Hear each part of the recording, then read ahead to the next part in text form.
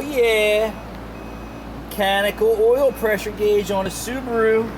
He's a real installer. He's a certified master YouTube technician. He knows what he's doing. This is a 06 of 08 Subaru. This was a Forester and Outback. Boy, oh boy, I gotta show you this install. I'm gonna recommend him to everybody. Oh, you ready for this? Oh yeah. Oh yeah. Oh yeah, yeah. You do realize the engine torques, right? It's constantly pulling on this line, which he has routed through the wiper cowl, around the wiper cowl, up through here. I don't even know how he got it in there. I'm interested to see. Oh yeah. Let's just shove it between the fenders, see how that moves, right? Your fender does flex.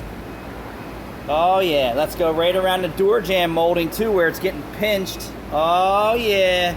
He's asking for a hot oil spray all down his door, on the guy next to him, all over the street, in his face, all over his engine bay, and a fire. Oh yeah.